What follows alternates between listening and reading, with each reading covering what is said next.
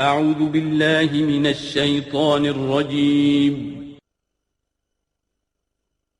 بسم الله الرحمن الرحيم.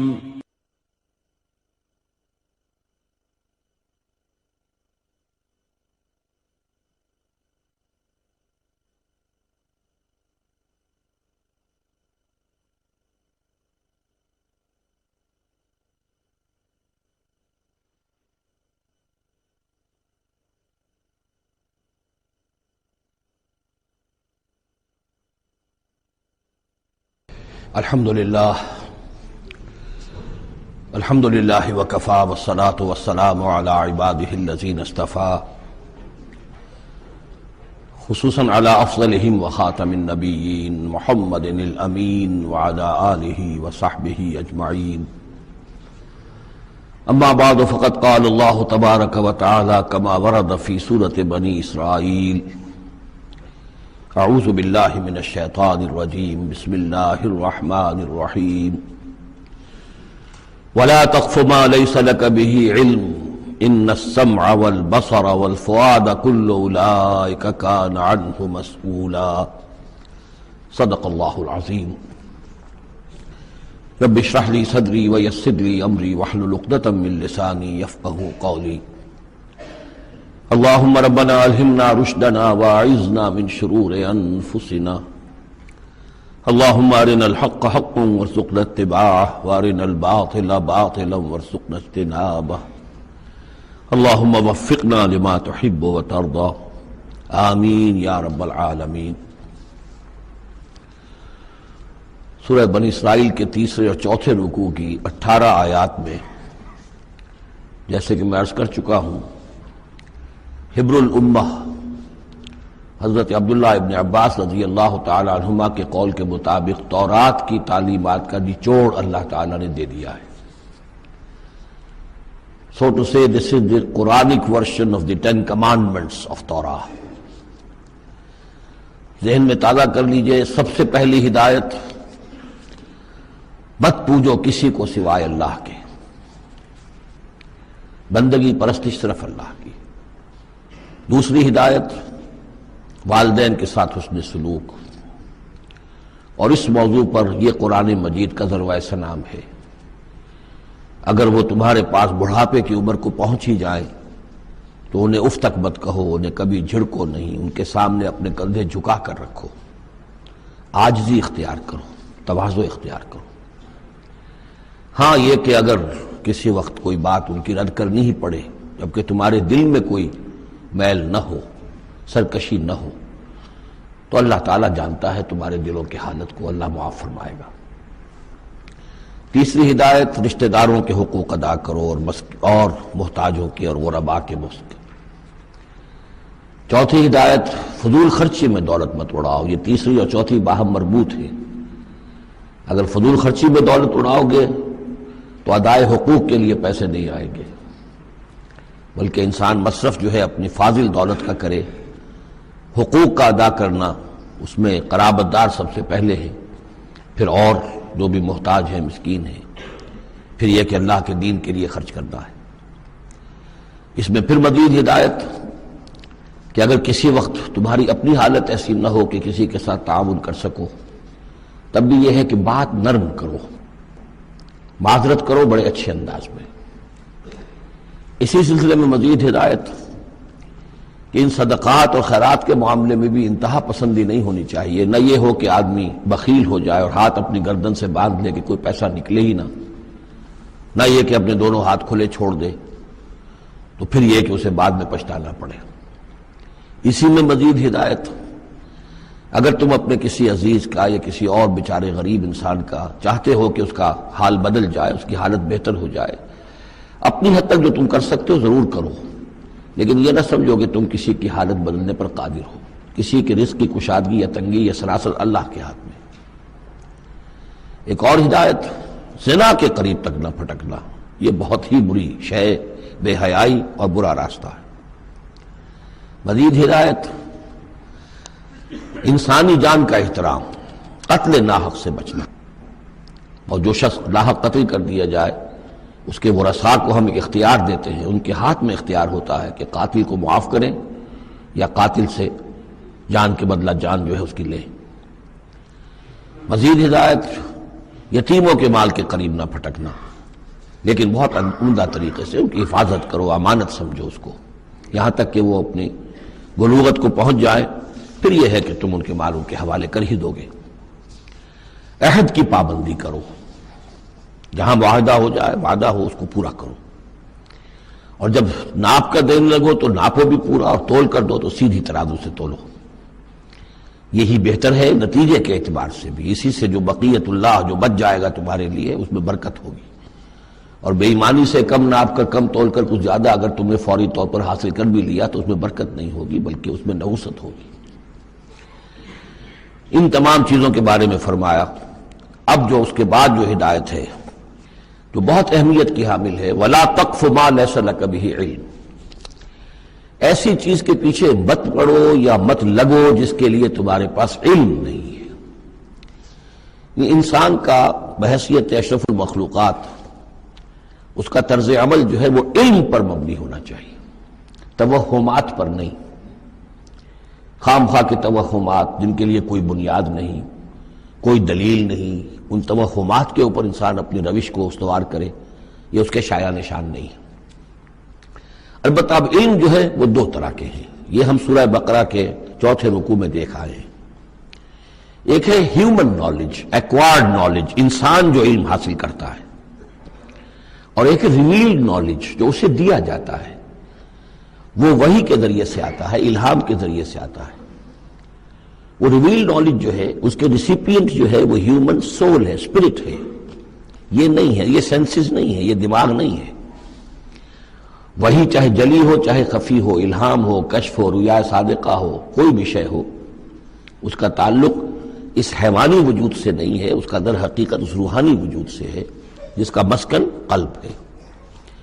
اب ظاہر بات ہے کہ اس میں بھی جو وہی خفی عام لوگوں کو ہو جاتی ہے، الہام ہو جاتا ہے، کچھ اور ہو جاتا ہے، وہ بھی کوئی دلیل نہیں ہے۔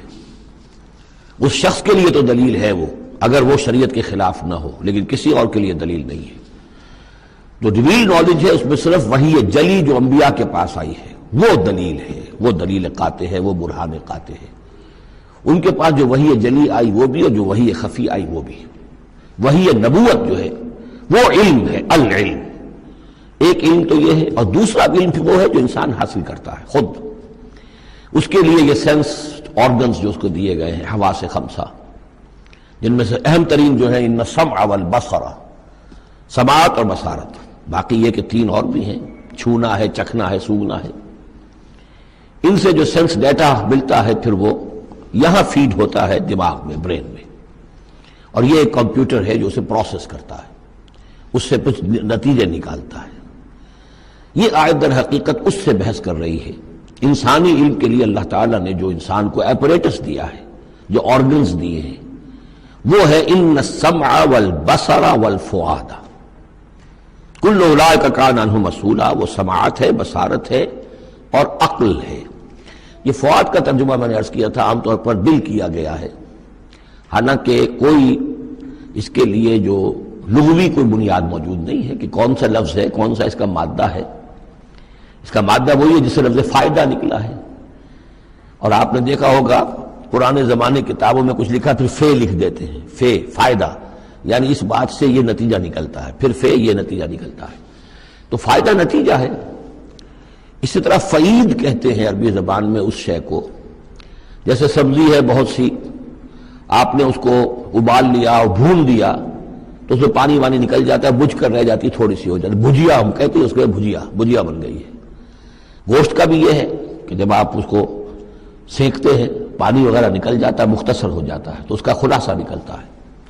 تو سینس ڈیٹا سے جو خلاصہ نکالتا ہے پھر یہ برین کمپیوٹر، یہ ہے در حقیقت فؤاد۔ اس سے فائدہ حاصل کرنا، اس سے نتیجہ نکالا، اس سے انفر کرنا، اور اس سے انفر کر کے پھر جو بھی پاسٹ میموری موجود ہے، سٹورڈ ہے اس کے اندر، اس کے ساتھ اس کو پھر وہ کمپیئر کرتا ہے، پھر کوئی نیا نتیجہ نکلتا ہے تو اب سٹور کر لیتا ہے کہ ایک بات اور مجھے معلوم ہو گئی۔ اور یہ اس طریقے سے رفتہ رفتہ انسانی علم بڑھتے بڑھتے کہاں تک پہنچ گیا ہے، عقلیں دنگ ہیں، رفتہ انسانی علم بڑھتے بڑھتے کہاں تک پہنچ گیا ہے عقلیں دنگ ہیں، کہاں تک پہنچ گیا؟ آج کسی ایک انسان کے لیے ممکن ہی نہیں رہا ہے کہ وہ پورا جو معلومات کا دائرہ اس وقت ہے تمام سائنسز کے اندر ان کا احاطہ کر سکے، ناممکن۔ کسی فزسسٹ کے لیے یہ ممکن نہیں ہے کہ صرف فزکس کے دائرے کی تمام معلومات کو وہ اپنے ذہن میں جمع کر سکے۔ اتنا بڑا ایکسپلوژن ہے معلومات کا، وہ سب اسی سے ان السمع والبصر والفؤاد کل اولئک کان عنہ مسئولا۔ ان چیزوں کی مسئولیت ہے، اللہ نے یہ چیزیں تمہیں دی ہیں، اب ان کو تو بند کر کے رکھ چھوڑو، توہمات کے اوپر اپنا بنیاد رکھ لو۔ زلزلہ کیسے آتا ہے؟ ایک گائے ہے، گائے کے 2 سینگوں پر یا بیل کے 2 سینگوں پر زمین کھڑی ہے، وہ ایک سینگ کے اوپر وہ ٹکا لیتا ہے، پھر جب ذرا وہ تھک جاتا ہے تو وہ بدلتا ہے تو دوسرے سینگ کے اوپر زمین کو لاتا ہے تو زلزلہ آ جاتا ہے۔ اس کے لیے کوئی دلیل یا تو ہونی چاہیے کتاب اللہ اور سنت رسول سے، وہ دلیل ہے، اور یا پھر دلیل ہوگی اس ذریعہ علم سے، جو ہیومن نالج ہے، اس سے جو علم حاصل ہو رہا ہے وہ قطعی ہے، وہ یقینی ہے، وہ ویریفائیبل ہے، وہ ایکسپیریمنٹیشن سے حاصل ہو رہا ہے، آبزرویشن سے حاصل ہو رہا ہے، پھر جو نتائج آپ نکالتے ہیں انہیں ویریفائی کر سکتے ہیں۔ تو یہ ہے اصل میں وہ آیت کہ جو انتہائی اہم ہے، قرآن مجید نے نوع انسانی کو اس راستے پر ڈالا ہے کہ توہمات کے تمام ذخیرے کو رد کر کے اور علم پر اپنے موقف کو قائم کرو۔ اس کو کہا گیا ہے، اس کو جان لیجئے کہ اصل میں اس سے پہلے جو فلسفہ تھا، ارسطو کا فلسفہ، اس کا ڈنکا بج رہا تھا پوری دنیا میں، عالم اسلام میں بھی بہت عرصے تک ارسطو کا یہ ڈنکا بجتا رہا ہے، اب جا کر کہیں بمشکل ان چیزوں کی گرفت ڈھیلی پڑی ہے۔ وہ ہے استخراجی منطق۔ معلومات کا دائرہ بہت کم تھا، جو بھی معلومات تھی اس میں سے وہ نکالتے جا رہے ہیں، نتیجے نکال رہے ہیں، اسی میں سے وہ بال کے کھال اتار کر استخراجی ڈیڈکٹیو لاجک۔ قرآن نے آ کر انڈکشن، منطقی استقرائی کا دور شروع کیا۔ کھول آنکھ، زمین دیکھ، فلک دیکھ، فضا دیکھ، آبزرو کرو۔ افلا ينظرون الى الابل كيف خلقت والى السماء كيف رفعت والى الجبال كيف نصبت والى الارض كيف سطحت۔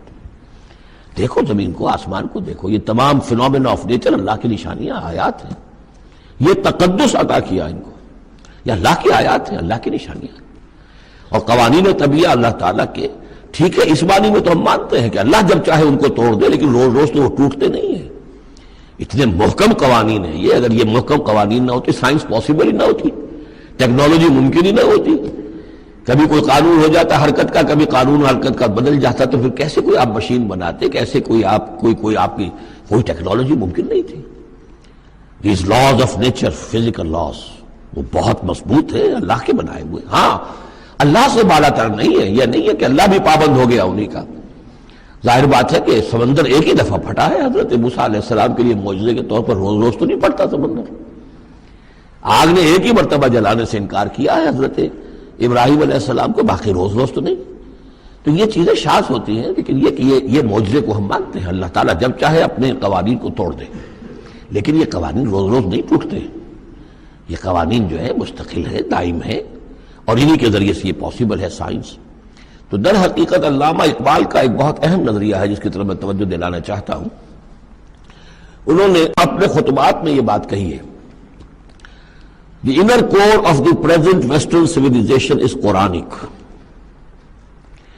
اس موجودہ مغربی تہذیب کی بھی جو انر کور ہے، اس کا جو خالص اندرونی جو اس کا محور ہے، وہ خالص قرآنی ہے، کیونکہ یہ سائنس پر قائم ہے۔ اور قرآن نے جو ہے اسی طرف توجہ دلائی ہے۔ توہمات کو ایک طرف رکھو، یہ سب آکلٹ سائنسز وغیرہ جو ہیں، ان سے بھی ہمارے ہاں بڑی سخت جو ہے اسے بیزاری کا اظہار ہے۔ یہ نجومی بیٹھے ہوئے ہیں، یہ لکیریں دیکھی جا رہی ہے، یہ سائنس آف نمبرز ہے، آکلٹ سائنس قطعاً نہیں، یہ سائنسز نہیں ہے، کوئی توجہ مت کرو۔ وَلَا تَقْفُ مَا لَيْسَ لَكَ بِهِ علم، اور العلم علمان، علم دو ہی طرح کا ہے، یا پھر وہ صحیح جو اللہ نے جو ایپریٹس دیا تھا حضرت آدم علیہ السلام کے اندر ودیت کر دیا تھا، علم الاسماء، اسی کے ذریعے سے ایکسفولیشن ہو رہی ہے اس ایپریٹس کے ذریعے سے، اور علم پھیلتا چلا جا رہا ہے۔ یا وہ علم ہے اور یا پھر وہ علم ہے فَإِمَّا يَأْتِيَنَّكُم مِّنِّي هُدًى فَمَن تَبِعَ هُدَايَ فَلَا خَوْفٌ عَلَيْهِمْ وَلَا هُمْ يَحْزَنُونَ۔ یورپ کی تباہی کا سبب یہ ہوا کہ اس نے دوسرے علم سے نگاہیں بند کر لی، وہی کی اس کے اپنا سلسلہ توڑ لیا، صرف اس علم کے اوپر رہ گیا۔ تو یہ گویا کہ دو آنکھوں میں سے اللہ نے جو دی تھی انسان کو، ایک یہ ایکوائرڈ نالج کی آنکھ اور ایک ریویل نالج کی آنکھ، وہ ریویل نالج کی آنکھ بند کر لی۔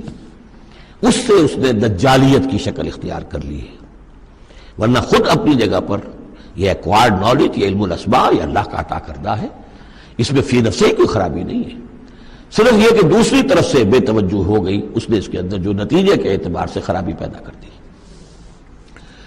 وَلَا تَقْفُ مَا لَيْسَ لَكَ بِهِ عِلْمٌ إِنَّ السَّمْعَ وَالْبَصَرَ وَالْفُؤَادَ كُلُّ أُولَٰئِكَ كَانَ عَنْهُ مَسْئُولًا وَلَا تَمْشِ فِي الْأَرْضِ مَرَحًا، اور زمین میں اکڑ کر مت چلو، إِنَّكَ لَن تَخْرِقَ الْأَرْضَ، کتنے ہی اکڑ کر چلو اور کتنے پاؤں مارو زمین پر، تم زمین کو پھاڑ نہیں سکو گے، وَلَن تَبْلُغَ الْجِبَالَ طُولًا، اور نہیں پہنچ سکو گے پہاڑوں تک اونچائی میں، گردن کتنی ہی اکڑا لو، کتنا اونچا کر لو، اوپر ترا بھی چڑھا لو، کہاں تک چڑھاؤ گے؟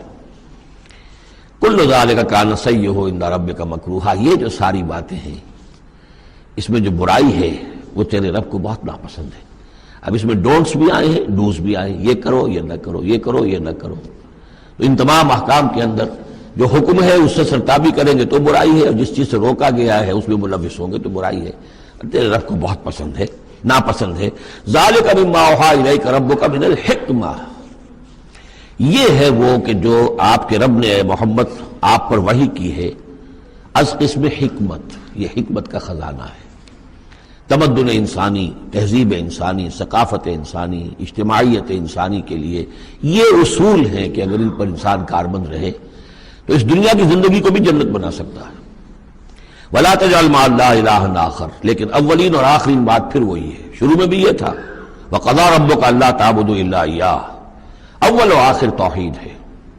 وَلَا تَجْعَلْ مَعَ اللَّهِ إِلَٰهًا آخَرَ فَتُلْقَىٰ فِي جَهَنَّمَ مَلُومًا مَدْحُورًا، اللہ کے ساتھ کسی اور کو نہ ٹھہرا لو معبود، پھر تم جھونک دیے جاؤ گے جہنم میں ملامت زدہ ہو کر، ملوم مدحورا، دھکے دیے جا کر۔ افاصفاکم ربکم بالبنین، چلتے چلتے ایک اشارہ جو کہ انہوں نے کیا تھا کہ اللہ کی بیٹیاں قرار دے لی تھی، افاصفاکم ربکم بالبنین، اے عرب کے لوگوں تم ذرا سوچو، مزید غور کرو، کیا تمہیں تو پسند کر لیا ہے، ترجیح دی ہے اللہ نے بیٹوں کے ساتھ، واتخذ من الملائکۃ اناسا، اور خود فرشتوں کی شکل میں اپنے لیے بیٹیاں کر لی ہیں۔ انکم لتقولون قولا عظیما، غور کرو تم یہ بڑی گستاخی کی بات کر رہے ہو اللہ کی جناب میں۔ وَلَقَدْ صَرَّفْنَا فِي هَذَا الْقُرْآنِ لِيَذَّكَّرُوا، اس سورہ مبارکہ کے بارے میں ایک بات نوٹ کر لیجئے گا کہ اس میں قرآن حکیم میں حجم کے اعتبار سے جتنی مرتبہ اس صورت میں قرآن کا لفظ آیا ہے اور قرآن کا ذکر ہے، تانا بانا معلوم ہوتا ہے کہ قرآن ہی سے ہے، قرآن سے متعلق۔ پہلے رکوع میں تھا إِنَّ هَذَا الْقُرْآنَ يَهْدِي لِلَّتِي هِيَ أَقْوَمُ وَيُبَشِّرُ الْمُؤْمِنِينَ الَّذِينَ يَعْمَلُونَ الصَّالِحَاتِ أَنَّ لَهُمْ أَجْرًا حَسَنًا أَجْرًا كَبِيرًا۔ تو اب اسی طریقے سے آپ دیکھیں گے بار بار قرآن کا ذکر آئے گا۔ وَلَقَدْ صَرَّفْنَا فِي هَذَا الْقُرْآنِ لِيَذَّكَّرُوا، ہم نے تو اس قرآن کے اندر اپنی آیات کو تصریف گردش کے اندر رکھا ہے، مختلف اسلوبوں سے بیان کیا ہے تاکہ یہ سوچیں، غور کریں، سبق حاصل کریں۔ وما یزیدہم الا نفورا، ان بدبختوں کی بدبختی یہ ہے کہ اس میں ان کے اندر اضافہ ہو رہا ہے نفرت کے اندر، بھاگ ہی رہے ہیں، دور ہی ہو رہے ہیں۔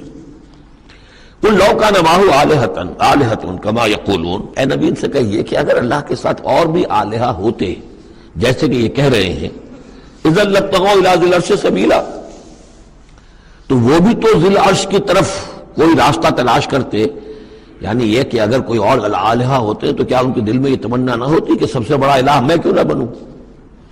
راجے مہاراجے چھوٹے ہوتے ہیں، بڑا مہاراجا چھوٹے راجے، چھوٹے راجوں کے اندر پھر وہ امنگ پیدا ہوتی ہے کہ نہیں ہوتی کہ کیوں نہ میں ہی مہاراجا بنوں؟ ایک شہنشاہ ہے، اس کے تحت بہت سے لوگ ہیں، نواب ہیں، گورنر ہیں، تو کیا تم دیکھتے نہیں بسا اوقات گورنر جو ہے وہ سرکشی کرتا ہے اور وہ چاہتا ہے کہ خود وہ بادشاہ بنے، اس کے بھی تو 2 ہاتھ 2 پاؤں ہیں، کیا ہے اس کے پاس؟ تو وہ چاہتے ہیں کہ کوئی نہ کوئی صورت اختیار کریں کہ وہ بغاوت کریں، اور اس دنیا کے اندر پھر امن اور سکون اور چین، اس کائنات کے اندر نظم کیسے قائم رہتا؟ سبحانہ و تعالی، بہت پاک ہے وہ، بہت بلند و برتر ہے، اما یقولون، ان باتوں سے جو یہ کہہ رہے ہیں، علوا کبیرا، اور اس کی بلندی بہت بلند ہے۔ تسبح له السماوات السبع والارض، اس کی تسبیح میں لگے ہوئے ہیں 7 آسمان اور زمین، ومن فیہن، اور جو بھی ان میں ہے۔ یہ تسبیح قولی بھی ہو سکتی ہے، اس لیے کہ اس میں آگے آ جائے گا ولکن لا تفقہون تسبیحہم، تم اس کی تسبیح کو نہیں جان سکتے، سمجھ نہیں سکتے۔ ہر شے کو اللہ نے زبان دے رکھی ہے، جیسے حامد سجدہ میں ہم پڑھیں گے انتقن اللہ الذی انتقى كل شيء، جیسے حامد سجدہ میں ہم پڑھیں گے انتقن اللہ الذی انتقى كل شيء، ہر شے کی کوئی زبان ہے اور وہ اپنی زبان سے اللہ کی تسبیح کر رہی ہے۔ لیکن ایک چیز ہماری سمجھ میں بھی آتی ہے کہ ہر شے اپنے وجود سے گویا کہ اعلان کر رہی ہے کہ میرا صانع، میرا مالک، میرا خالق وہ ہر عیب سے پاک ہے۔ وہ اپنے وجود سے جو تصویر جو ہے وہ مصور کے کمال فن پر گواہی دیتی ہے، میرا بنانے والا بڑا کامل فنکار ہے۔ تصویر گویا کہ اپنے مصور کی عظمت کا اظہار کر رہی ہے، تو اس کائنات کی ہر شے گویا کہ زبان حال سے اللہ کی تسبیح کر رہی ہے۔ وَإِن مِّن شَيْءٍ لَّا يُسَبِّحُ بِحَمْدِهِ، کوئی شے نہیں ہے مگر یہ کہ وہ تسبیح کرتی ہے اللہ کی حمد کے ساتھ، وَلَٰكِن لَّا تَفْقَهُونَ تَسْبِيحَهُمْ، لیکن تم اس کی تسبیح کو سمجھ نہیں سکتے۔ انہ کان حلیما غفورا، یقینا اللہ حلیم ہے، تحمل والا ہے، فوراً نہیں پکڑتا، غفور ہے، بخشنے والا ہے۔ وَإِذَا قَرَأْتَ الْقُرْآنَ، پھر دیکھیے قرآن کا تذکرہ ہے۔ اے نبی جب آپ قرآن پڑھ کر انہیں سناتے ہیں جعلنا بینک وبین الذین لا یؤمنون بالآخرۃ حجابا مستورا، تو ہم آپ کے اور ان لوگوں کے مابین کے جو آخرت پر یقین نہیں رکھتے، ایمان نہیں رکھتے، ایک غیر مرئی پردہ حائل کر دیتے ہیں۔ پردہ حائل کیوں ہوا ہے؟ کیونکہ وہ آخرت کو مانتے ہی نہیں، تو متوجہ ہے ہی نہیں، سنجیدگی ہے ہی نہیں، لاؤ بالیانہ پن ہے، بابر بحث کوش کے عالم دوبارہ نہیں، اس تو توجہ سے کاہے کو سنیں گے؟ لیکن اس کو اللہ تعالیٰ اپنی طرف تعبیر کر رہے ہیں، اس قانون فطرت کے مطابق چونکہ ہے، ہم ڈال دیتے ہیں ان کے اور آپ کے مابین ایک غیر مرئی پردہ۔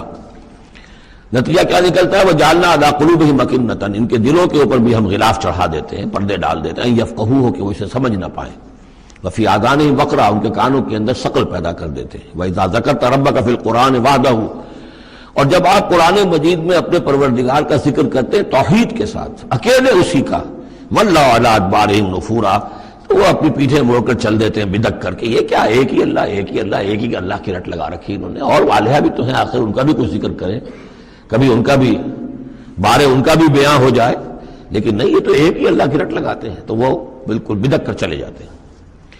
نحن اعلم بما یستمعون به اذ یستمعون الیک، اور جب اے نبی یہ آتے ہیں آپ کے پاس اور توجہ سے بیٹھ کر سنتے ہیں تو ہمیں خوب معلوم ہے یہ کیا سنتے ہیں۔ میں عرض کر چکا ہوں اس کا پس منظر کہ وہ اپنے عوام پر یہ اثر ڈالنے کے لیے کہ یہ لوگ تو بڑے مخلص ہیں، سمجھنا چاہتے ہیں، پھر ہمارے ذہین ہے، انٹیلیجنسیا ہے ہمارا، یہ ہمارا ایلیٹ ہے، تو یہ جا کر سوچتے ہیں پھر آخر کوئی بات نہیں ہوگی محمد کے پاس کہ یہ لوگ جو ہیں پھر خالی ہاتھ واپس آتے ہیں۔ ہمیں خوب معلوم ہے جو یہ سننے کے لیے آتے ہیں آپ کے پاس تو کیا سننے آتے ہیں۔ وَإِذْ هُمْ نَجْوَىٰ، اور پھر جب یہ علیحدہ ہوتے ہیں، سرگوشیاں کر رہے ہوتے ہیں، اِذْ يَقُولُ الظَّالِمُونَ، اور پھر یہ ایک دوسرے سے کہتے ہیں یہ ظالم، إِن تَتَّبِعُونَ إِلَّا رَجُلًا مَسْحُورًا، تم نہیں پیروی کر رہے ہو مگر ایک سحر زدہ شخص کی، یعنی ان میں سے کسی کے دل میں کوئی بات پیدا ہونی بھی لگتی ہے کہ نہیں بھئی آج تو جو بات کی ہے محمد نے صلی اللہ علیہ وسلم بڑی وزنی بات ہے، اس پر تو سنجیدگی سے غور کرنا ہوگا۔ اب ان کے کان کھڑے ہوئے کہ معلوم ہوتا ہے کہ اس پر تو ہمارے اس دوست اور ساتھی کے اوپر تو محمد کا داؤ چل گیا صلی اللہ علیہ وسلم، لہذا پھر اس کو سمجھاتے نہیں بھائی ایک سحر زدہ آدمی ہے، مشہور انسان ہے، کہاں اس کی باتوں پر سنجیدگی سے غور کر رہے ہو۔ انظر کیف ضربوا لک الامثال، دیکھیے اے نبی کیسی مثالیں وہ آپ کے لیے بیان کرتے ہیں، سحر زدہ، مسحور، کبھی ساحر، کبھی مسحور، کبھی شاعر، کبھی مجنون، یعنی کوئی ایک رائے بھی ان کی نہیں آپ کے بارے میں بن رہی ہے۔ فضلوا، اب وہ بھٹک گئے ہیں، فلا یستطیعون سبیلا، اور اب یہ راہ یاب نہیں ہو سکیں گے۔ وقالوا اذا كنا عظاما ورفاتا، اور وہ کہتے ہیں کہ کیا جب کہ ہم ہڈیاں ہو جائیں گی اور چورا چورا ہو جائیں گی ہماری ہڈیاں بھی، ہمارا گوشت گل سڑ کر جو ہے راکھ ہو جائے گا، انا لمبعوثون خلقا جدیدا، کیا کہہ رہے ہیں محمد صلی اللہ علیہ وسلم، کیا پھر ہمیں اٹھا لیا جائے گا ایک نئی زندگی، ایک نئی تخلیق؟ گویا کہ انہیں یہ بہت محال معلوم ہوتا ہے، ناممکن ہے۔ قل کونوا حجارۃ او حدیدا، اے نبی ان سے کہیے کہ تم تو ہڈیوں کی بات کر رہے ہو اور مٹی کی بات کر رہے ہو، خواہ تم پتھر بن جاؤ، لوہا بن جاؤ، اور خلقا مما یکبر فی صدورکم، یا اس سے بھی زیادہ کوئی سخت چیز جو تمہارے دلوں میں ذہن میں ہو، تمہارے اس کا تصور کر سکتے ہو، وہ بن جاؤ، تب بھی اللہ اٹھا لے گا۔ فسیقولون من یعیدنا، پھر وہ کہیں گے اچھا کون ہمیں اٹھائے گا دوبارہ، کون ہمیں دوبارہ پیدا کرے گا؟ قل الذی فطرکم اول مرہ، کہیے وہ جس نے تمہیں پہلی مرتبہ پیدا کیا۔ فَسَيُنْغِضُونَ إِلَيْكَ رُؤُوسَهُمْ، تو پھر وہ آپ کے سامنے اگر آپ نے سڑکوں کو مٹکائیں گے، سروں کو، ہاں ٹھیک ہے، لیکن وَيَقُولُونَ مَتَىٰ، کب ہوگا ایسا بتائیے؟ قُلْ عَسَىٰ أَن يَكُونَ قَرِيبًا، کہہ دیجئے ہو سکتا ہے قریب ہی آئی ہوئی، تمہاری شامت جو ہے ہو سکتا ہے دور نہ ہو۔ یوم یدعوکم فتستجیبون بحمدہ، جس دن کہ وہ تمہیں پکارے گا جب تم اپنی قبروں میں ہوگے یا گلے سڑے ہوئے ہڈیوں کی شکل میں ہوگے، لیکن تم چلے آؤ گے اس کی پکار پر لبیک کہتے ہوئے، بحمدہ ہی اس کی حمد کرتے ہوئے، وتظنون ان لبثتم الا قلیلا، اور تم گمان کرو گے کہ نہیں رہے ہم مگر بہت تھوڑا سا عرصہ دنیا میں بھی، اور یہ پورا عالم برزخ جو ہے یہ بھی کوئی تھوڑا سا ہی عرصہ تھا جو ہم گزار کر آئے۔ وَقُلْ لِعِبَادِي يَقُولُوا الَّتِي هِيَ أَحْسَنُ، اے نبی میرے بندوں سے کہہ دیجئے، اب یہ عبادی کون ہے؟ اہل ایمان، بجائے یا ایھا الذین آمنوا کہنے کے قُلْ لِعِبَادِي میرے بندوں سے کہہ دیجئے، يَقُولُوا الَّتِي هِيَ أَحْسَنُ، وہ بات کیا کریں عمدہ، مطلب یہ ان کی طرف سے کوئی تلخی کی بات نہیں ہونی چاہیے۔ اب ان لوگوں کے آباء و اجداد سے بنے ہوئے ان کے خیالات ہیں، عقائد ہیں، ان کی ریتیں ہیں، ان کی رسمیں ہیں، ان کی حمیت ہے، ان کی غیرت ہے، عوام میں جہالت ہے، ان کے چودھریوں میں اپنے مفادات، اپنی حیثیت، اس کا احساس ہے، لہذا یہ تمام رکاوٹیں جو ان لوگوں کے راستے میں حائل ہیں ان کا خیال کریں، تو اپنا جو داعی جو ہے اس کے اندر تحمل ہونا چاہیے، حلم ہونا چاہیے، داعی کہیں مشتعل نہ ہو۔ قُلْ لِعِبَادِي يَقُولُوا الَّتِي هِيَ أَحْسَنُ، انہیں بات کرنی چاہیے عمدہ۔ ان الشیطان یلزم بینہم، یقین شیطان تو چاہے گا کہ ان کے درمیان کوئی لڑائی شروع کرا دے، ہاتھا پائی شروع کرا دے۔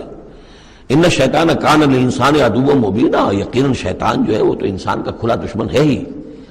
ربکم اعلم بکم، تمہارا رب تم سے خوب واقف ہے۔ ان یشاء یرحمکم، وہ چاہے گا تو تم پر رحم فرمائے گا، اور ان یشاء یعذبکم، چاہے گا تمہیں عذاب دے گا۔ وما ارسلناک علیہم وکیلا، اور نبی ہم نے آپ کو ان پر کوئی داروغہ بنا کر نہیں بھیجا ہے کہ آپ ذمہ دار ہیں ان کو ہدایت پر لانے کے، نہیں، یہ معاملہ ہر شخص کا اپنا ہے، ذاتی ہے، his own choice۔ وَرَبُّكَ أَعْلَمُ بِمَنْ فِي السَّمَاوَاتِ وَالْأَرْضِ، اور اللہ آپ کا رب خوب جانتا ہے ان تمام چیزوں کو کہ جو آسمان میں ہے اور زمین میں ہے۔ وَلَقَدْ فَضَّلْنَا بَعْضَ النَّبِيِّينَ عَلَىٰ بَعْضٍ، اور ہم نے بعض انبیاء کو بعض انبیاء پر فضیلت دی ہے۔ اب چونکہ یہ مسئلہ وہی ہے، آخری دور ہے مکے کا، اور وہ خبریں پہنچ چکی ہیں، اور یہ صورت بنی اسرائیل کے تاریخ سے شروع ہو رہی ہے، تو اب ظاہر بات ہے کہ ایک مسئلہ اٹھ کھڑا ہوگا کہ آیا موسیٰ افضل ہے یا محمد افضل ہے، یا یہ کہ عیسیٰ افضل ہے یا محمد افضل ہے صلی اللہ علیہ وسلم علیہ الصلوۃ والسلام۔ تو یہاں پر مسلمانوں کو اس دعوت اور تبلیغ کے جو تقاضے ہیں ان کے حوالے سے کہ اس بحث میں تم نہ پڑو، اگر اس بات کو تم زیادہ زور دو گے ان میں حمیت پیدا ہو جائے گی، جیسے ہمارے ہاں وہ کھڑے ہو کر الاپتے ہیں سارے نبیوں سے افضل ہمارا نبی، ٹھیک ہے وہ ہے افضل، لیکن خود انہوں نے کہا ہے کہ مجھے یونس ابن متہ پر بھی فضیلت مت دو، حضور کے صریح حکم کی خلاف ورزی کرتے ہیں جو یہ کہتے ہیں، ہے افضل اس میں کوئی شک نہیں، لیکن یہ کہ اس افضلیت کا اس طریقے کا چرچا کرنا جو ہے اس سے دوسروں کے اندر ایک جو ہے منفی کیفیات پیدا ہوتی ہے۔ اس حوالے سے حضور کی حدیث ہے یہ، مجھے یونس ابن متہ پر بھی فضیلت مند دو۔ یونس وہ ہے رسولوں میں سے ایک ہی رسول ہیں دنیا میں جنہیں کچھ اللہ نے سزا دی ہے، پکڑ ہوئی ہے، اور کسی کا معاملہ نہیں، یہ سورہ یونس میں ہم دیکھا ہے، تو آپ نے فرمایا مجھے یونس پر بھی فضیلت مند دو، اس لیے کہ اس بات میں مت پڑھو وَلَقَدْ فَضَّلْنَا بَعْضَ النَّبِيِّينَ عَلَىٰ بَعْضٍ، ہم نے بعض نبیاء کو بعض نبیاء پر فضیلت دی ہے، بس اصولی بات ہے، تِلْكَ الرُّسُلُ فَضَّلْنَا بَعْضَهُمْ عَلَىٰ بَعْضٍ۔ اب یہاں دیکھیے خاص طور پر پھر ان کے نبی کا ذکر کیا جا رہا ہے، وَآتَيْنَا دَاوُودَ زَبُورًا، ہم نے داؤد کو زبور عطا کی تھی۔ ہم ان انبیاء اور رسل کے جو عظمتیں ہیں، ان کے جو مقامات ہیں، ان کے اعتراف میں، ان کے اعلان میں ہمیں کوئی باک نہیں، ہمیں کوئی جھجک نہیں۔ قُلِ ادْعُوا الَّذِينَ زَعَمْتُم مِّن دُونِهِ، کہیے ان سے کہ پکارو انہیں جنہیں تم سمجھتے ہو کہ اللہ کے سوا کوئی معبود ہے، کوئی کار مختار وہ بھی ہیں۔ فَلَا يَمْلِكُونَ كَشْفَ الضُّرِّ عَنكُمْ وَلَا تَحْوِيلًا، تو انہیں کوئی اختیار حاصل نہیں ہے نہ تو تم سے کوئی تکلیف دور کرنے کا اور نہ ہی کوئی حالت کو بدل دینے کا۔ أُولَٰئِكَ الَّذِينَ يَدْعُونَ، وہ ہستیاں جنہیں یہ پکار رہے ہیں، پکارنے والوں میں دیکھیے کہ پکارنے میں ایک تو ایسے بھی تھے خیالی ہستیاں جن کا کوئی وجود ہی نہیں، من گھڑت، لیکن پکارے جانے والے انبیاء، اولیاء اللہ یا فرشتے یہ بھی تو ہو سکتے ہیں نا، لیکن اس عالم امر میں، اس عالم غیب میں ان کا حال کیا ہے جنہیں یہ پکار رہے ہیں؟ ہم کئی دفعہ دیکھا ہے انہیں پتہ بھی نہیں کہ یہ ہمیں پکار رہے ہیں، قیامت کے دن وہ تو انکار کریں گے، ہمیں کوئی معلوم نہیں تھا کہ تم نے ہمارے ساتھ یہ گستاخیاں کی ہیں اور ہمیں شرمندگی کا سامان بن گئے ہو کہ اللہ تعالیٰ کے سامنے ہماری شرمندگی ہے کہ اللہ تعالیٰ کے ہاں پیش ہو رہے ہیں کہ ہمیں مد مقابل بنایا گیا اللہ کا۔ لہذا اولئک الذین یدعون یبتغون الی ربہم الوسیلۃ، اس عالم غیب میں وہ تو خود اللہ کے اپنے رب کے تقرب کے متلاشی ہیں۔ یہ وسیلہ کا لفظ آ چکا ہے اس سے پہلے، یبتغون الی ربہم الوسیلۃ ایہم اقرب، یعنی اس عالم امر میں بھی درجات ہیں، فرشتے ہیں، طبقہ اسفل کے فرشتے ہیں، پھر درجہ اعلیٰ کے فرشتے ہیں، پھر مقربین بارگاہ ہیں، طبقہ اسفل کے فرشتے ہیں، پھر درجہ اعلیٰ کے فرشتے ہیں، پھر مقربین بارگاہ ہیں، پھر وہ جو ہے ملائے اعلیٰ جس کو کہا جاتا ہے، ملائکہ مقربین ہیں۔ تو ان کے اندر بھی ایک درجہ بندی ہے، اور وہ اس عالم کے اندر بھی جیسے یہاں اللہ کے بندے تقرب اللہ کی کوشش کر رہے ہیں، وہ وہاں پر وہ بھی اس عالم کے اندر، بس فرق تو یہی ہے کہ وہ ہماری نگاہوں سے اوجھل ہے۔ یبتغون الی ربہم الوسیلۃ ایہم اقرب، چاہتے ہیں کہ اور آگے بڑھے اور قرب ہو جائے، ایک دوسرے سے آگے نکل جائیں۔ وَيَرْجُونَ رَحْمَتَهُ، اور اس کی رحمت کے امیدوار ہیں، وَيَخَافُونَ عَذَابَهُ، اور اس کے عذاب سے ڈرتے رہتے ہیں۔ ان عذاب ربک کان محذورا، واقعہ یہ ہے کہ آپ کے رب کا عذاب جو ہے واقعتاً ایسی شے ہے جس سے ڈرتے رہنا چاہیے۔ وَإِن مِّن قَرْيَةٍ إِلَّا نَحْنُ مُهْلِكُوهَا قَبْلَ يَوْمِ الْقِيَامَةِ أَوْ مُعَذِّبُوهَا عَذَابًا شَدِيدًا، اور نہیں ہے کوئی بستی مگر یہ کہ ہم اسے ہلاک کر کے رہیں گے قیامت کے دن سے قبل، یا عذاب دیں گے اسے بہت ہی شدید عذاب۔ اس آیت کو جوڑ لیجئے گا، چونکہ یہ جوڑا ہے یہ سورت اور یہ سورہ کہف۔ لِيُنذِرَ بَأْسًا شَدِيدًا مِّن لَّدُنْهُ، بہت بڑی جنگ اور بہت بڑی تباہی جو آنے والی ہے قیامت سے قبل، اس کی طرف اشارہ ہے کہ یہ جو، اور آج کل جو بھی آپ تصور کر سکتے ہیں کہ ایٹمک جنگ اگر ہو جائے تو کیا ہوگا دنیا میں، نیوکلیئر وار ہو اور کسی بھی وہ چھڑ سکتی ہے، لیکن یہ کہ قیامت سے پہلے الملحمۃ العظمیٰ، ایک بہت بڑی جنگ ہونے والی ہے، جس کی کہ احادیث کے اندر خبریں ہیں، جس کا تذکرہ پھر آئے گا سورہ کہف کے اندر صراحت کے ساتھ۔ تو کوئی بستی ایسی نہیں ہے، قیامت سے پہلے وہ عذاب آئے گا۔ اور معذبوها عذابا شدیدا کان ذلک فی الکتاب مستورا، اور یہ تمام چیزیں جو ہے اللہ کی کتاب میں لکھی ہوئی ہے، طے شدہ ہے، وہ آنا ہے، اس کا ایک ٹائم ٹیبل معین ہے۔ وما منعنا ان نرسل بالآیات، اور ہمیں نہیں روکا اس سے کہ ہم آیات بھیجیں۔ اب وہ مسئلہ چھڑ رہا ہے دوبارہ جو سورہ انعام سے چل رہا ہے کہ نشانی کیوں نہیں دکھاتے، حصی نشانی، کوئی معجزہ۔ یہاں اللہ تعالیٰ فرما رہے ہیں کہ ہم نے اس طرح کے معجزے دکھانے کیوں بند کر دیے۔ وما منعنا، نہیں روکا ہم کو اس سے کہ نرسل بالآیات، کہ ہم وہ معجزات دکھائیں، الا ان کذب بها الاولون، اس لیے کہ ہم نے یہ دیکھ لیا کہ پچھلوں نے بھی جھٹلایا ان کو۔ نہ تو سمود کو جو ہم نے ناقہ دی تھی ان کے مطالبے کے اوپر اس پر کوئی ایمان لایا، نہ عیسیٰ کو جو آخری معجزے ہم نے دے دیے، زندہ جانور پیدا کر دینا، گارے سے بنانا، پھونک مارنا اور اڑتا ہوا وہ پرندہ بن جائے، اور مردہ کو کہنا قم باذن اللہ اور وہ کھڑا ہو کے چلنے لگ جائے، اب اس سے آگے کون سا معجزہ ہوگا؟ لیکن کوئی مانا معلوم ان کذب بها الاولون، پہلوں نے بھی ان معجزات کا انکار ہی کیا، جھٹلایا۔ وآتینا ثمود الناقۃ مبصرۃ، ہم نے سمود کو، قوم سمود کو ان کی آنکھیں کھولنے کے لیے ہم نے اونٹنی والی نشانی دکھا دی، فظلموا بها، انہوں نے اس پر بھی ظلم کیا۔ وما نرسل بالآیات الا تخفیفا، اور ہم نہیں بھیجتے اپنی آیات نشانیاں مگر صرف خبردار کرنے کے لیے، وہ خبردار کرنے کے لیے اب ہم اپنی قرآن مجید کی آیات بھیج رہے ہیں۔ وَإِذْ قُلْنَا لَكَ إِنَّ رَبَّكَ أَحَاطَ بِالنَّاسِ، اور جب ہم یہ کہتے ہیں کہ آپ کے رب نے تو لوگوں کا احاطہ کیا ہوا ہے، تب بھی یہ کہتے ہیں اس کا کیا مطلب ہے؟ کہاں ہے اللہ؟ کہاں ہمارا احاطہ ہوا ہے؟ اب ظاہر بات ہے کہ یہ مسئلہ ہے جو سمجھیے فلسفے کے مشکل ترین مسائل میں سے ہے، حقیقت ماہیت وجود۔ ایک اللہ کا وجود ہے، ہر جگہ ہے، ہر آن ہے، لیکن یہ کہ یہاں دنیا میں ہے کہ نہیں ہے، یہ دنیا ہے یا اللہ ہے، کیا ہے؟ اب یہ سمجھ میں آنے والی بات نہیں ہے۔ اسی لیے کچھ لوگوں نے اس کو ہماوست، سب کا یہ کائنات جو ہے خدائی ہے، خدا ہی نے یہ روپ دھار لیا ہے، جیسے انسانوں کا روپ دھار لیتا ہے وہ اوتار کی شکل میں آ جاتا ہے، ایسے خدا نے اس کائنات کی شکل اختیار کر لی ہے۔ اس کو پینتھیزم کہتے ہیں انگریزی میں، ہماوست، سب خدائی ہے۔ یہ بہت بڑا کفر ہے، شرک ہے۔ تو کیسے سمجھے؟ بہت سی چیزیں ہیں جو انسان کی سمجھ سے بالاتر ہیں۔ اللہ ہے کیسے ہے؟ کیا دنیا میں اللہ نہیں ہے تو اللہ کی ذات محدود ہو گئی؟ پوری یہ کائنات اس میں اللہ کا وجود ہی نہیں ہے تو اس کا مطلب یہ کہ اللہ تو پھر علیحدہ کہیں ایک محدود سی شخصیت ہو گئی جو کسی جگہ پر ہے، لیکن اللہ تو ایبسلیوٹ ایگزسٹنس ہے اس کی، کسی حدود اور قیود اور زمان اور مکان اور سمت ان سے تو باورا ہے، وراء الورا ثم وراء الورا۔ وَمَا جَعَلْنَا الرُّؤْيَا الَّتِي أَرَادْنَاكَ إِلَّا فِتْنَةً لِلنَّاسِ۔ اسی طریقے سے اب یہ مسائل گنوائے جا رہے ہیں کہ جو لوگوں کے لیے بڑے ان کا، چونکہ ان کی طرف سے ان کا رد عمل جو ہے وہ صحیح نہیں ہوتا، لہذا اللہ تعالیٰ نے معجزے دکھانے بند کر دیے ہیں اور حضور کے بارے میں طے کر لیا کہ وہ معجزہ نہیں دکھائیں گے جس طرح کا معجزہ یہ مانگ رہے ہیں۔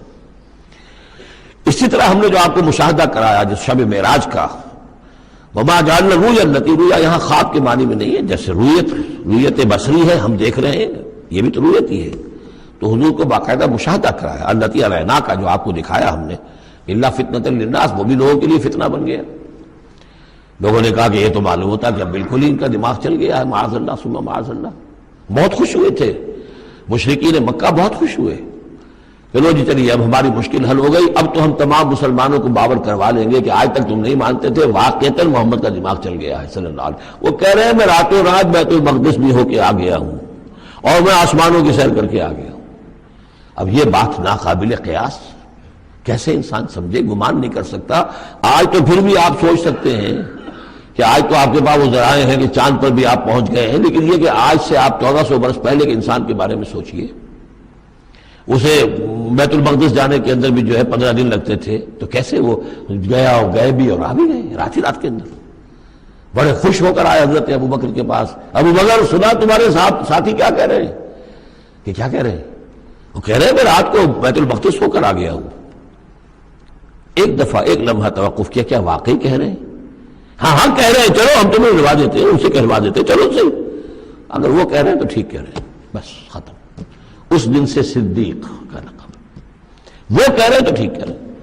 اور فرمایا جب میں یہ مانتا ہوں کہ آسمان سے روز ان کے پاس فرشتہ آتا ہے، تو اگر وہ آسمان ہوا ہے تو کون سی بڑی بات ہو گئی؟ اگر اللہ کا فرشتہ آسمان سے روز آتا ہے ان کے پاس، تو وہ آسمان تک ہو کے آ گئے تو کون سی بڑی بات ہوئی؟ وہ اگر کہہ رہے ہیں تو سچ کہہ رہے ہیں۔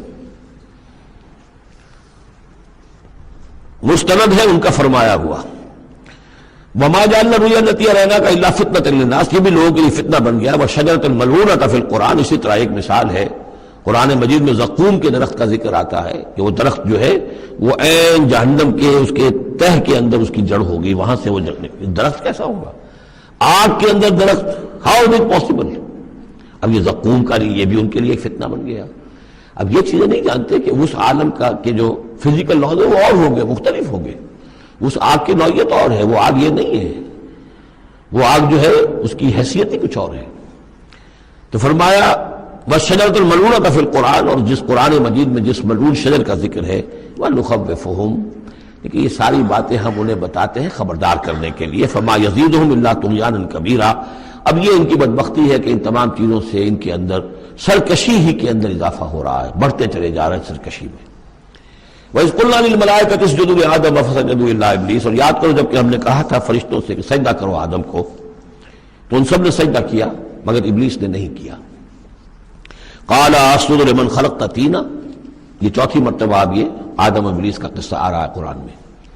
اس نے کہا کیا میں اس کو سجدہ کروں جسے تو نے بنایا ہے گارے سے؟ قَالَ أَرَأَيْتَكَ هَذَا الَّذِي كَرَّمْتَ عَلَيَّ، مزید اس نے کہا کہ ذرا دیکھو، ذرا دیکھ پروردگار، یہ جو انسان آدم جس کو تو نے مجھ پر عزت دی ہے، مجھ سے بالا تر کر دیا، کرمت علیہ، لئن اخرتنی الی یوم القیامہ، اگر تو مجھے مہلت دے دے قیامت کے دن تک، لاحتنکن ذریتہ الا قلیلا، میں اس کی پوری نسل، اس کی ساری اولاد کو لگام دے دوں گا سوائے بہت تھوڑے سے لوگوں کے، ان کو گمراہ کر کے چھوڑوں گا۔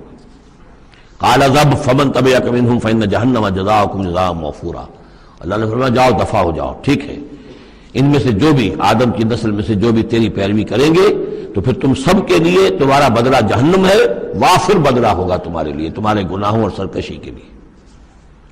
وَاسْتَفْزِزْ مَنِ اسْتَطَعْتَ مِنْهُمْ، یہ نوزائیدہ کئی بار ذرا نوٹ کریں، یہ فز کہتے ہیں عربی زبان میں، بکری کا جو بچہ نوزائیدہ ابھی ہوتا ہے، جیسے کل بھی میں نے ذکر کیا تھا، وہ کھڑا ہوتا ہے تو ٹانگیں اس کی لڑکھڑا رہی ہوتی ہیں، تو اس طریقے سے یعنی اس طرح جب کہ کسی انسان کی ٹانگیں لڑکھڑا جائیں، اس کے اندر حوصلہ ختم ہو جائے، ہمت اس کے جواب دے رہی ہو، تو اس کے لیے پھر یہ محاورہ ہے یا کنایہ ہے۔ وَاسْتَفْزِزْ مَنِ اسْتَطَعْتَ مِنْهُمْ، تو پھسلا لے ان کو، ان میں سے جس کو چاہے، بِصَوْتِكَ، اپنی آواز سے، وَاجْلِبْ عَلَيْهِمْ، اور چڑھا لا ان کے اوپر، بِخَيْلِكَ، اپنے سواروں کو، وَرَجْلِكَ، اپنے پیادوں کو، وَشَارِكْهُمْ فِي الْأَمْوَالِ وَالْأَوْلَادِ، اور تجھے کھلی چھوٹ ہے ان کے ساتھ مشارکت کر، ساجھا کر مال میں اور اولاد میں، وعدہم، اور ان سے جو چاہے وعدے کر جھوٹے سچے، وما یعدہم الشیطان الا غرورا، لیکن نہیں وعدہ کرتا ان سے شیطان مگر دھوکے کے۔ ان عبادی لیس لک علیہم سلطان، میرے بندوں پر تجھے اختیار کوئی نہیں ہوگا۔ ورزلا لو جس طرح، سب باغ دکھا لو جس طرح، جو چاہو وسوسہ اندازی کر لو، اس کا اختیار ہے، لیکن یہ اختیار نہیں ہے کہ میرے کسی بھی بندے کو تم زبردستی اس کی مرضی کے خلاف، اس کی مرضی کے بغیر گمراہی پر لے جاؤ۔ وَكَفَىٰ بِرَبِّكَ کے خلاف، اس کی مرضی کے بغیر گمراہی پر لے جاؤ۔ وَكَفَىٰ بِرَبِّكَ وَكِيلًا، اور کافی ہے تیرا رب ان کے لیے کارساز، جو اللہ کے بندے جو شیطان سے بچنا چاہیں۔ ربکم الذی یسجی لکم الفلک فی البحر، تمہارا رب وہ ہے جو چلاتا ہے کشتیوں کو سمندر میں یا دریا میں، لتبتغوا من فضلہ، تاکہ تم اس کے فضل کو حاصل کر سکو۔ انہ کان بکم رحیما، یقیناً وہ تم پر بہت ہی رحیم ہے اور شفیق ہے۔ وَإِذَا مَسَّكُمُ الضُّرُّ فِي الْبَحْرِ، یہ مضمون کئی دفعہ آ چکا ہے، جب تمہیں تکلیف پہنچتی ہے سمندر میں، طوفان آتا ہے، موت نظر آتی ہے، ضل من تدعون الا اياه، تو سب گم ہو جاتے ہیں تم سے، بھول جاتے ہیں ان سب کو جن کو تم عام حالات میں پکارتے ہو، جن کو ڈنڈوت کرتے ہو اور جن کے سجدے کرتے ہو۔ فلما نجاکم الى البر، سوائے اللہ کے سب کو بھول جاتے ہو، صرف اللہ کو پکارتے ہو۔ پھر جب اللہ تعالیٰ تمہیں بچا کر نکال کر لے آتا ہے خشکی پر، آرس تم پھر اعراض کرتے ہو، پھر رخ موڑ لیتے ہو۔ وکان الانسان کفورا، یقین انسان بہت ناشکرا ہے۔ افامنتم ان یخسف بکم جانب البر، تو کیا تم اس سے ڈرتے نہیں کہ وہی اللہ تمہیں زمین میں خشکی میں بھی تو دھسا سکتا ہے کہ نہیں؟ آسودہ ساحل تو ہے مگر شاہد تجھے معلوم نہیں، ساحل سے بھی موجیں اٹھتی ہیں، خاموش بھی طوفان ہوتے ہیں، کیا خشکی میں لوگ مرتے نہیں؟ وہاں جب تھے تو چیخ رہے تھے، چلا رہے تھے، اللہ کو پکار رہے تھے، خشکی پر آتے ہی اور اب تم بھول گئے اللہ کو، تو کیا اللہ یہاں تمہیں دھسا نہیں سکتا زمین میں؟ ان یخسف بکم جانب البر اور یرسل علیکم حاصبا، یا تم پر ایک ایسی تیز آندھی بھیج دے اس بر پر، خشکی پر، کہ جس میں پتھر ہو اور پتھراؤ ہو تمہارا اور تم ہلاک ہو جاؤ۔ ثم لا تجدوا لکم وکیلا، پھر تمہیں کوئی بچانے والا نہ ملے۔ ام امنتم ان یعیدکم فیہ تارۃ اخری، تو کیا تمہیں اس کا ڈر نہیں رہا کہ پھر کبھی دوبارہ اللہ تمہیں لے جائے اسی سمندر میں؟ فیرسل علیکم قاصفا من الریح، اور پھر ایک زوردار جھکڑ تمہارے اوپر چھوڑ دے، فیغرقکم بما کفرتم، اور تمہیں غرق کر دے تمہارے کفر کی پاداش میں۔ ثم لا تجدوا لکم علینا تبیعا، پھر تم ہمارا کوئی نہیں پاؤ گے کہ جو ہمارا تعاقب کر سکے، ہم سے باز پرس کر سکے کہ وہ فلاں لوگوں کے ساتھ یہ معاملہ کیوں کر دیا گیا۔ وَلَقَدْ كَرَّمْنَا بَنِي آدَمَ وَحَمَلْنَاهُمْ فِي الْبَرِّ وَالْبَحْرِ، یہ آیت بھی انسان کی، جیسا کہ میں نے بار عرض کیا ہے، جو بھی کریشن ہے اللہ کا، اس کا کلائمیکس انسان ہے۔ گویا کہ یہ سارا سلسلہ جو ہے تنزلات، اللہ کا حرف کن، اور کن سے وہ خلق نور، اس نور سے وہ تخلیق ارواح انسانیہ اور ملائکہ، پھر ایکسپلوژن، دی بگ بینگ، اور اس سے وہ حرارت اور وہ آتشی کرے، اور اس دور میں جنات کی جو تخلیق ہوئی، اور پھر اس کے بعد ان کا ٹھنڈا ہونا، اور پھر یہ بارش کا برسنا، اور بارش اور زمین، پانی اور زمین کے اب یہاں سے جو حیات ارضی ہے اس کا آغاز ہونا۔ ہر دو عالم خاک شد تا بست نقش آدمی، اے بہار نیستی از قدر خود ہوشیار باش۔ وَلَقَدْ كَرَّمْنَا بَنِي آدَمَ، اور ہم نے بڑی تکریم کی ہے، عزت کی ہے آدم کے نسل کی۔ وَحَمَلْنَاهُمْ فِي الْبَرِّ وَالْبَحْرِ، اور ہم اٹھائے پھرتے ہیں اس کو، گویا کہ جیسے کہ گود میں کوئی لے کر چل رہا ہو۔ ہم، ظاہر بات ہے نظام قدرت ہے اللہ کا ہے، ہم اسے اٹھائے پھرتے ہیں۔ حَمَلْنَاهُمْ فِي الْبَرِّ وَالْبَحْرِ، بر میں بھی اور باہر میں بھی۔ وَرَزَقْنَاهُمْ مِنَ الطَّيِّبَاتِ، اور ہم انہیں پاکیزہ رزق دیتے ہیں، عمدہ چیزوں کا۔ وَفَضَّلْنَاهُمْ عَلَىٰ كَثِيرٍ مِّمَّنْ خَلَقْنَا تَفْضِيلًا، اور فضیلت دی ہے ہم نے انہیں اپنی بہت سی مخلوقات کے اوپر، بہت بڑی فضیلت دی ہے۔ یوم ندعو کل اناس بامامہم، اب تصور کرو جن کے رتبے ہیں سوا، ان کے سوا مشکل ہے، جب یہ مقام دیا گیا ہے تو محاسبہ بھی ہوگا، حساب کتاب بھی ہوگا، جواب دہی بھی ہوگی۔ حیوانات سے کوئی جواب دہی نہیں ہے۔ یوم ندعو کل اناس بامامہم، جس دن کہ ہم ہر لوگوں کو پکاریں گے اپنے اپنے اماموں کے ساتھ، اپنے اپنے لیڈروں کے ساتھ، آؤ۔ فمن اوتی کتابہ بیمینہ، تو جس کو بھی دیا جائے گا اعمال نامہ اس کے داہنے ہاتھ میں، فاولئک یقرؤون کتابہ، وہ پڑھیں گے اپنے اعمال نامے کو خوشی کے ساتھ، ولا یظلمون فتیلا، اور ان پر دھاگے کے برابر بھی ظلم نہیں کیا جائے گا۔ ومن کان فی ہذہ اعمی فہو فی الآخرۃ اعمی، جو اس دنیا میں اندھا رہا وہ وہاں بھی اندھا ہوگا، اس نے یہاں آیات الہی کو دیکھا ہی نہیں، حیوانوں کا سا دیکھنا دیکھا، انسانوں کا سا دیکھنا نہیں دیکھا۔ دیدن دیگر آموز شنیدن دیگر آموز کی نوبت نہیں آئی. جو یہاں اندھے رہے تو آخرت میں بھی اندھے ہوں گے، بلکہ اس سے بھی زیادہ اضل سبیلا، بھٹکے ہوئے ہوں گے. وَإِن كَادُوا، یہ بہت اہم مضمون آیا ہے جو اس سے پہلے سورہ یونس میں آیا تھا، اب یہاں آیا ہے. وَإِن كَادُوا لَيَفْتِنُونَكَ عَنِ الَّذِي أَوْحَيْنَا إِلَيْكَ لِتَفْتَرِيَ عَلَيْنَا غَيْرَهُ. اور اے نبی یہ لوگ تو تلے ہوئے ہیں اس بات پر کہ آپ کو بچلا دیں، فتنے میں ڈال دیں اس چیز کے بارے میں جو ہم نے آپ کی طرف وحی کی ہے، تاکہ آپ کوئی اور شے گھڑ کر ہماری طرف، اس قرآن کے سوا کوئی شے گھڑ کر ہماری طرف منسوب کر دیں. سورہ یونس میں آیا تھا کہ انہوں نے کہا ایت بقرآن غیر ھذا او بدلہ. اے نبی اے محمد یہ قرآن بہت ریجڈ ہے، ان کمپرومائزنگ ہے، اس کو تو ہم قبول نہیں کر سکتے، ناٹ ایکسیپٹیبل. ہاں کچھ اس میں ترمیم کرو، کچھ کو بدل دو، کچھ نرمی کرو، کچھ ہماری بات مانو، کچھ اپنی بنواؤ، وہی دباؤ. اور آپ اندازہ کر لیجیے جو میں آپ کو واقعہ سنا چکا ہوں کہ کس طریقے سے عوام کے اوپر ان لیڈروں نے اپنا اثر قائم کر لیا تھا. وہ لوگ سمجھتے تھے کہ ٹھیک تو کہہ رہے ہیں، یہ بھائی رسالت کا دعویٰ کر رہے ہیں تو اس معجزہ دکھائیں. ادھر یہ ہے کہ اللہ تعالیٰ کا فیصلہ یہ کہ معجزہ نہیں دکھائیں گے. ان کان کبر علیک اعراضهم فان استطعت ان تبتغي نفقا في الارض او سلما في السماء فتاتيهم بآية. اگر آپ کے اندر طاقت ہے تو لے آئیے کہیں سے معجزہ. کوئی آسمان پہ سیڑھی لگائیں یا زمین میں سرنگ لگا لیں، لے آئیے اس معجزہ، ہم تو نہیں دکھائیں گے. تو کس قدر دباؤ تھا حضور پر صلی اللہ علیہ وسلم. اس دباؤ میں اس کا بھی اضافہ ہے کہ کہتے اچھا ٹھیک ہے محمد ہم بات مان لیں گے آپ کی، ذرا یہ اس کے اندر ترمیم کیجیے. ایت بقرآن غیر ھذا او بدل. وہی بات یہاں ہے. وَإِن كَادُوا لَيَفْتِنُونَكَ عَنِ الَّذِي أَوْحَيْنَا إِلَيْكَ لِتَفْتَرِيَ عَلَيْنَا غَيْرَهُ. یہ تلے ہوئے ہیں کہ آپ کو بچلا دیں گے اس چیز سے اور منحرف کر دیں گے کہ جو ہم نے آپ کی طرف وحی کی ہے، تاکہ کچھ اور چیز گھڑ کر آپ ہماری طرف منسوب کر دیں. وَإِذًا لَاتَّخَذُوكَ خَلِيلًا. اور پھر یہ آپ کو اپنا دوست بنا لیں گے. دوست کیا ہو تو بادشاہ بنانے کو تیار تھے، ہم آپ کو بادشاہ بنانے کو تیار ہیں. وَلَوْلَا أَن ثَبَّتْنَاكَ، بہت اہم آیت ہے یہ. اور اگر ہم نے ہی نہ آپ کے پاؤں جما دیے ہوتے. دیکھیے محمد رسول اللہ کی بات ہو رہی ہے، آسان نہیں ہے. دباؤ، اس پورے پریشرز جو چاروں طرف سے پڑ رہے تھے. اللہ فرماتے ہیں وَلَوْلَا أَن ثَبَّتْنَاكَ، اگر ہم نے آپ کے قدم نہ جما دیے ہوتے لَقَدْ كِدتَّ تَرْكَنُ إِلَيْهِمْ شَيْئًا قَلِيلًا، تو عین ممکن تھا کہ آپ کچھ نہ کچھ ان کی طرف مائل ہو ہی جاتے، جھک ہی جاتے. دباؤ اتنا شدید تھا. لولا ان ثبتناک، بالکل ویسے ہی جیسے کہ حضرت یوسف کے بارے میں فرمایا وَلَقَدْ هَمَّتْ بِهِ وَهَمَّ بِهَا لَوْلَا أَن رَأَىٰ بُرْهَانَ رَبِّهِ.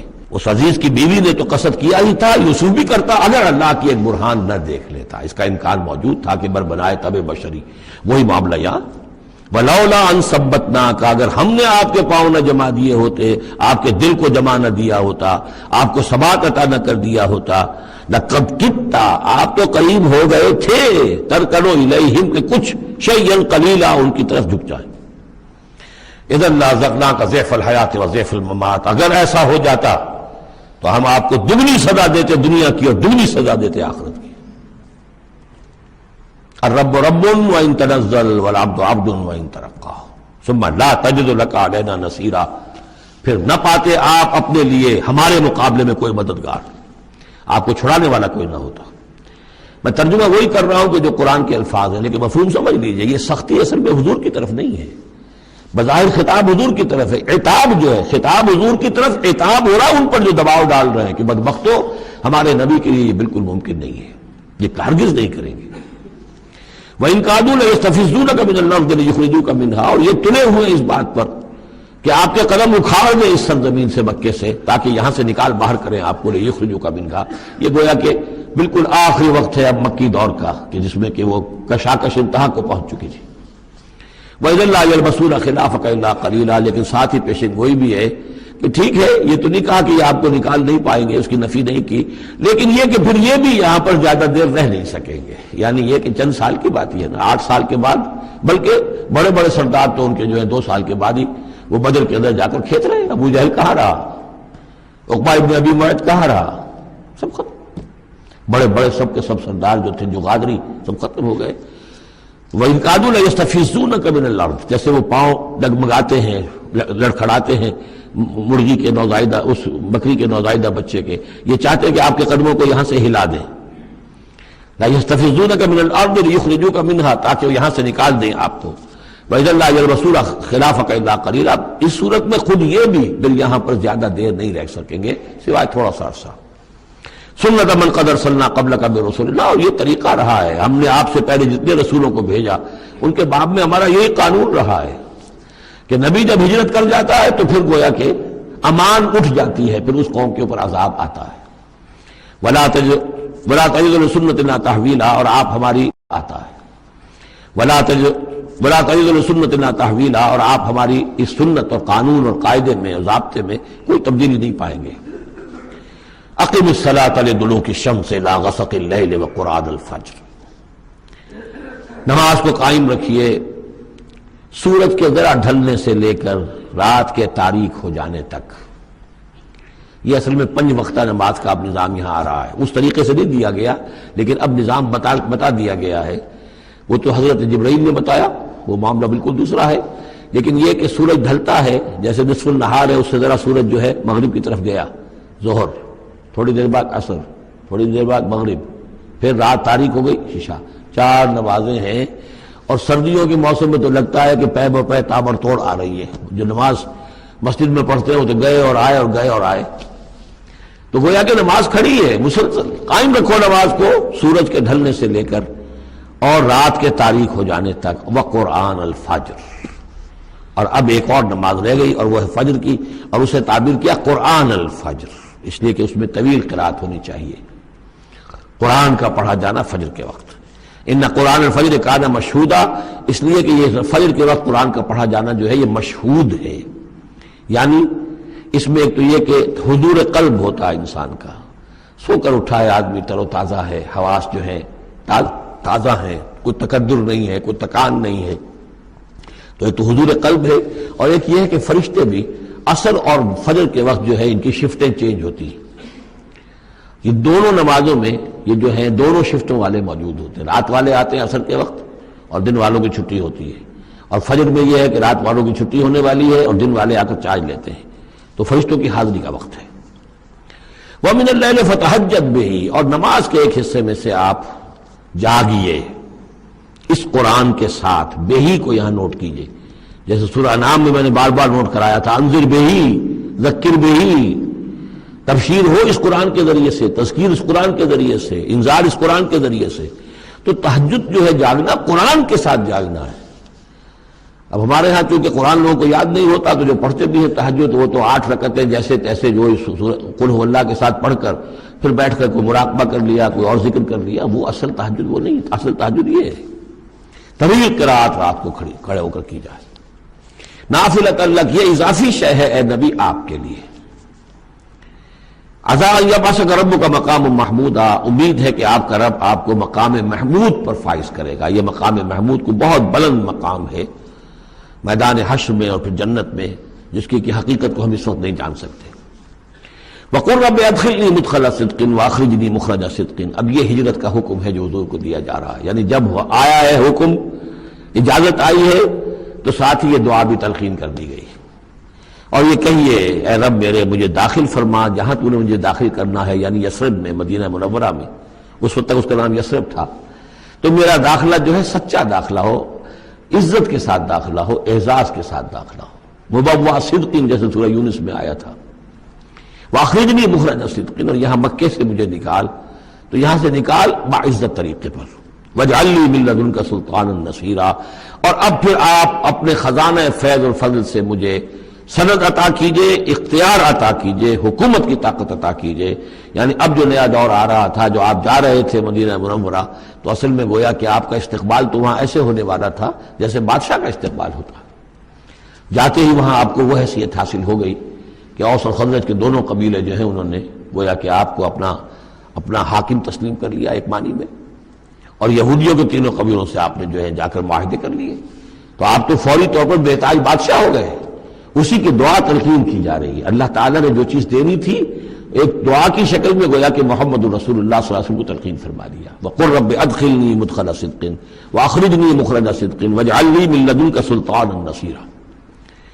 وَقُلْ جَاءَ الْحَقُّ وَزَهَقَ الْبَاطِلُ، اور کہہ دیجئے حق آ گیا باطل گیا. اگرچہ حق کے آنے میں باطل کے جانے میں ابھی بظاہر تو چند سال ہیں، ابھی 8 سال کے بعد مکہ فتح ہوگا، لیکن یہ کہ عالم امر میں تو فیصلہ ہو چکا اللہ تعالیٰ کے ہاں، تو اس کے لیے جو بھی ہے ٹائم ٹیبل معین ہے۔ قل جاء الحق وزهق الباطل ان الباطل كان زهوقا، یقیناً باطل جو ہے وہ تو ہے ہی بھاگ جانے والی شے، اس کے لیے کوئی صبر اور ثبات ہے ہی نہیں۔ وَنُنَزِّلُ مِنَ الْقُرْآنِ مَا هُوَ شِفَاءٌ وَرَحْمَةٌ لِّلْمُؤْمِنِينَ، اور اب اس قرآن میں سے دیکھیں کتنی مرتبہ قرآن کا ذکر آ رہا ہے، سب سے زیادہ کثرت کے ساتھ قرآن مجید میں اگر اوسط لگائیں گے تو اس ایوریج کے ساتھ قرآن کا ذکر خود قرآن کی کسی صورت میں اتنا موجود نہیں ہے جتنا کہ سورہ بنی اسرائیل میں ہے۔ اور اب اس قرآن میں وہ چیز نازل فرما رہے ہیں ما ہوا شفاء و رحمۃ للمؤمنین، جو شفا ہے اور رحمت ہے اہل ایمان کے حق میں۔ سورہ یونس کی 2 آیتیں پھر ذہن میں لے آئیے، یا ایھا الناس قد جاءتکم موعظۃ من ربکم وشفاء لما فی الصدور وہدی و رحمۃ للمؤمنین۔ وہی بات یہاں ہے، یہ شفا ہے، سینے کے روگ، کفر، شرک، تکبر، حسد، حب مال، حب جاہ، حب اولاد، حب دنیا، یہ تمام محبتیں جو ہیں ان کی جڑ کاٹ دینے والی شے۔ منزل من القرآن ما هو شفاء ورحمۃ للمؤمنین ولا یزید الظالمین الا خسارا، لیکن یہ ظالموں کو نہیں اضافہ کرتا ظالموں کے لیے مگر خسارے کا۔ یضل بہ کثیرا ویہدی بہ کثیرا۔ وَإِذَا أَنْعَمْنَا عَلَى الْإِنسَانِ أَعْرَضَ وَنَأَىٰ بِجَانِبِهِ، اور جب ہم انسان کے اوپر اپنی نعمتوں کی بارش کرتے ہیں تو اب وہ اکڑنے لگتا ہے، اعراض کر جاتا ہے، ہمیں بھول جاتا ہے اور ایک طرف کو کرنی کترا جاتا ہے۔ وَإِذَا مَسَّهُ الشَّرُّ كَانَ يَئُوسًا، جب کوئی تکلیف آ پڑتی ہے تو مایوس ہو کر رہ جاتا ہے، ہمت ٹوٹ جاتی ہے۔ قُلْ كُلٌّ يَعْمَلُ عَلَىٰ شَاكِلَتِهِ، اے نبی کہہ دیجئے ہر شخص اپنے شاکلہ کے مطابق عمل کر رہا ہے۔ یہ شاکلہ کیا ہے؟ اس سے پہلے میں شاید بیان کر چکا ہوں، لا يكلف الله نفسا الا وسعها کے ذیل میں کہ اللہ تعالیٰ نے ہر انسان کی ایک شخصیت کے کچھ حدود ہیں جو معین کی ہوئی ہیں، ان حدود سے وہ تجاوز نہیں کر سکتا، اس کا سارا امتحان انہی حدود کے اندر ہے۔ جو جینز مجھے ملے ہیں، جو جینز آپ کو ملے ہیں، ظاہر بات ہے میرا چوائس نہیں ہے، they are given for me, آپ کے لیے بھی گیون ہے۔ ان میں کیا صلاحیتیں ہیں، کون سی چیز زیادہ ہے کون سی کم ہے، اللہ جانتا۔ پھر یہ کہ جس ماحول میں مجھے پیدا کیا، جس میں آپ کو پیدا کیا، جو حالات میرے تھے جو آپ کے تھے وہ بھی اللہ تعالیٰ کی طرف سے دیے ہوئے تھے۔ ان دونوں چیزوں سے جو شے وجود میں آتی ہے وہ شاکلہ ہے، وہ پیٹرن ہے۔ جیسے کہ آپ کو کوئی دھات جس سے کوئی شے ڈھال کر بنانی ہے تو پہلے اس کا سانچہ بناتے ہیں، اس سانچے میں پھر اس دھات کو اس کو میلٹ کر کے جب اس کو پگھلا کر ڈالتے ہیں تو اسی کی شکل اختیار کر لیتی ہے، تو یہ پیٹرن ہے۔ اب اس کے اندر آدمی نیکی کے لیے، بدی کے لیے، جو بھی کرتا ہے بھلائی کے لیے اچھائی، اس پیٹرن کے اندر اندر کرے گا، اس سے آگے نہیں جا سکتا، جس کو آپ انگریزی میں کہتے ہیں one can not outgrow his skin. کتنا ہی آپ پھیل جائیں، موٹے ہو جائیں، وہ کھال اور پھیل جائے گی، کھال سے باہر تو نہیں نکل سکیں گے، کتنے ہی آپ فرما ہو جائیں۔ تو یہ شاکلہ ہے، اس شاکلہ کے اندر اندر آپ کو کام کرنا ہے۔ اللہ جانتا ہے کہ اس نے شاکلہ کون سا دیا تھا آپ کو، اس کے حساب سے، اس کی مناسبت سے حساب لے گا آپ سے۔ لا یکلف اللہ نفسا الا وسعها فربکم اعلم بمن هو اهدی سبیلا، اسی کو حضور نے بیان فرمایا کہ الناس کالمعادن، معدنیات کی طرح ہے کہ سونے کی اور ہے اور چاندی کی اور ہے۔ تو تیرا رب خوب جانتا ہے کہ کون ہے وہ کہ جو زیادہ ہدایت پر ہے، راستے پر، راستے کے اعتبار سے۔ وَيَسْأَلُونَكَ عَنِ الرُّوحِ، یہ ان 3 سوالوں میں سے ایک تھا کہ جو پوچھے گئے تھے حضور سے امتحاناً۔ جیسے پہلے ایک سوال کیا گیا تھا کہ یہ بنی اسرائیل مصر کیسے پہنچ گئے، کیا ماجرا تھا ان کے پہنچنے کا، ایسے یہ 3 سوال ایک مرتبہ انہوں نے پوچھوائے تھے یہودیوں نے، یہود کے علماء نے۔ یہ محمد نبوت کا دعویٰ کر رہے ہیں تو آپ لوگ پوچھئے ان سے ذرا، پہلی بات تو یہ پوچھئے کہ روح کی کیا حقیقت ہے، دوسرے یہ ذوالقرنین کون تھے، ان کے کیا حالات تھے، تیسرے اصحاب کہف کون تھے۔ تو اصحاب کہف اور ذوالقرنین کے حوالوں کا جواب سورہ کہف میں ہے جو اگلی سورت ہے۔ روح کے بارے میں یہاں مختصر جواب دیا جا رہا ہے۔ یسألونک عن الروح، یہ آپ سے روح کے بارے میں پوچھ رہے، قل الروح من امر ربی وما اوتیت من العلم الا قلیلا، یہ تیرے رب، آپ کے رب کے امر میں سے ہے، یہ عالم امر کی شے ہے، اور نہیں دیا گیا تمہیں علم میں سے مگر تھوڑا سا۔ عالم امر کا علم تم حاصل نہیں کر سکتے، تمہارے لیے سارا علم جو ہے وہ عالم خلق کا علم ہے۔ تمہاری یہ ساری جو ان السمع والبصر والفؤاد، اس کی رسائی جو ہے وہ عالم خلق تک ہوگی، اس سے آگے نہیں۔ عالم امر کی باتیں جو ہیں ان میں عالم غیب ہے وہ تمہارے لیے، اس پر تمہیں ایمان بالغیب لانا ہوگا. الذین یؤمنون بالغیب ویقیمون الصلاۃ ومما رزقناہم ينفقون. ہاں یہ جان لو کہ یہ اس عالم خلق کی شے نہیں ہے، یہ روح جو ہے کچھ اور شے کہیں اور سے آئی ہے، یہ عالم امر کی شے ہے. عالم امر جیسا کہ میں نے عرض کیا یا فرشتے عالم امر سے متعلق ہے یا ارواح انسانیہ یا ان کی کمیونیکیشن جو ہوتی ہے. فرشتہ جب بات کرتا ہے تو وہ روح جس کو ہم کہتے ہیں وحی وہ بھی روح ہے. تو یہ تین چیزیں ہیں کہ جن کا تعلق عالم امر سے ہے اور روح انسانی بھی انہیں میں شامل ہے. بارک اللہ لی ولکم فی القرآن العظیم ونفعنی وإیاکم بالآیات والذکر الحکیم.